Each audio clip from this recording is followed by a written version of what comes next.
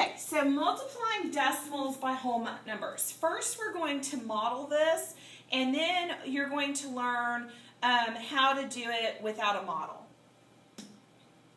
So modeling multiplication. This is whole numbers with decimal. So 4 times 1/10, this means we have 4 groups of 1/10. So in the model, we would have 1/10, 1/10, 1/10, 1/10, 4 times. And so our total would be 4/10. It's almost, because multiplication is repeated addition, so that's all that we're doing. The next one, 3 times 5/10. This means 3 groups of 5 hundredths. So we would have 5 hundredths 3 times. So if we added that up, repeated addition is multiplication, we would have 15 hundredths.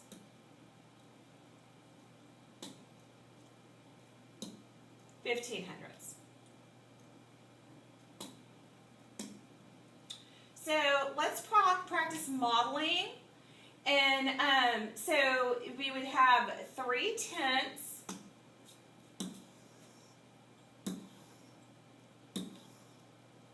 and we would have one group of those, and then another 3/10.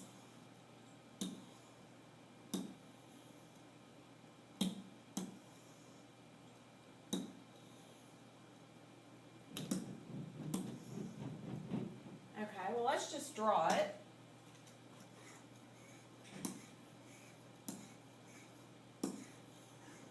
So 2 groups of 3/10 would equal 6/10. And go ahead and model these out on your paper and come back.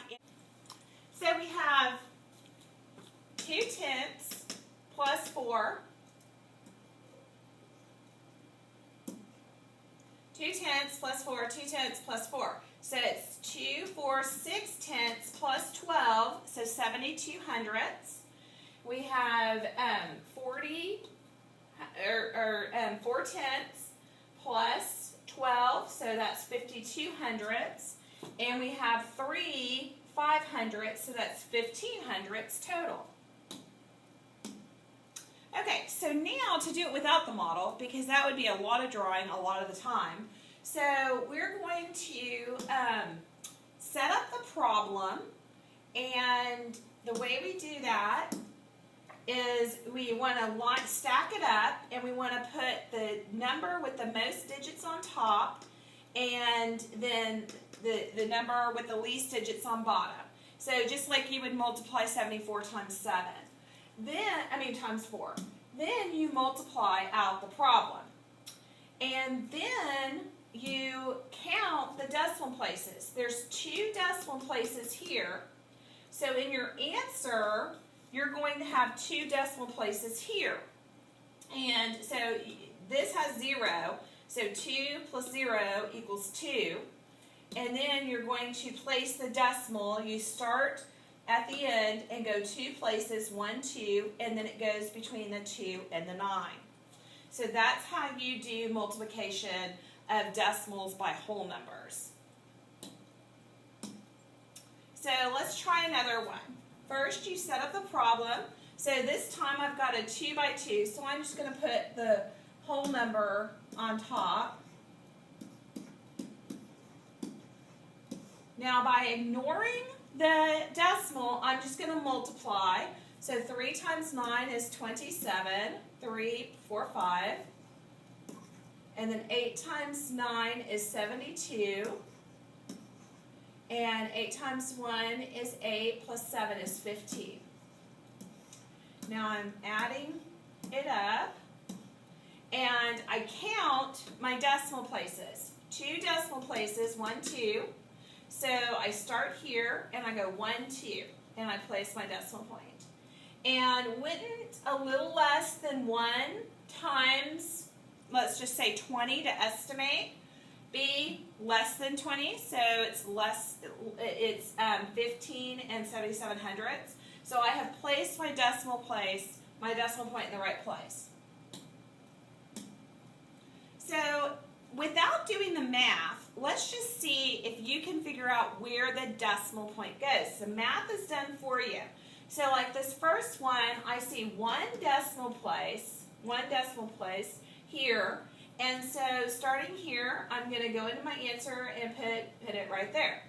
And if I estimated 14 times 6 would be close to 85. So I've got it right.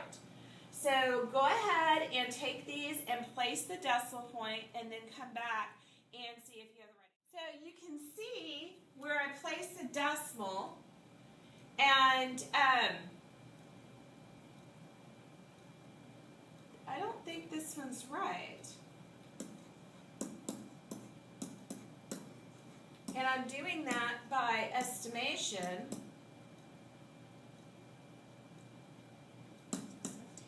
Oh, I see. It was 17 with the 0, and then I have to move the decimal place over 1 right here. So this is a 0 here and moving it over 1 place. Now I figured that out because I estimated, and I said 3 times 5 should be 15, so 17 should be close to 15. And 6 times less than 1 would be less than 6, and that's true. And 8 times 11 would be 88, so that's true. And 2 times 17 would be 34, so that's true. If there are not enough decimal places in the product, you will need to annex zeros to the left. So let me give you an example of that. So if we put the one with the most digits on top and multiply, and that's 0. And we have to keep this 0 because there's 3 places here, so our decimal point has to go 3 places here. So we have to have that 0 holding that place. So you have to have 3 places. So if there's 3 places here, there have to be 3 places here. And this one, 2 places is right here. And, you know, if we think about our models, if we had 1600s 3 times, it would be 4800s. So go ahead and practice these, and whenever you come back, you can check your answer. Here are some practice problems for you. Okay, so we had 1 2/10 times 7, so it's like 1 times 7, so it's going to be greater than 7, and it is. And 1 7/100 times 15, like 1 times 15. And I obviously did my math wrong because that is not what that shows. So this should come down and be 17 and 0.5. So it's really good that I estimated. And then 12 thousandths times 7, so that would be like my model, and 84 thousandths. And then this one, you have to do order of operations. You have to multiply first and then add, and you get 9 1/10. Then you're going to have word problems. So Ashton recently bought a poster that measured 3 2/10 feet by 4 feet. What is the area of the poster? Area is length times width. And so my length, or my width, is 3 2/10, and my other measurement is 4. And if I estimate this, my answer should turn out around 12. So 4 times 2 is 8. 8 times 3 is 12. And I've got that, but I don't have my decimal place yet. I've got 1 decimal place in the top number. So I go 1 over, and I get 12 8/10. And I said I would get about 12, and I did. So go ahead and do this one, and then come back and see if you have the right answer. So Sharon buys 14 folders for 75 cents. So the total should be $10.50, 75 cents times 14.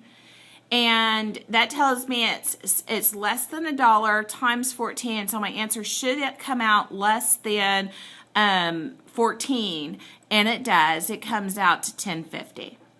So this is the end of multiplying decimals by whole numbers.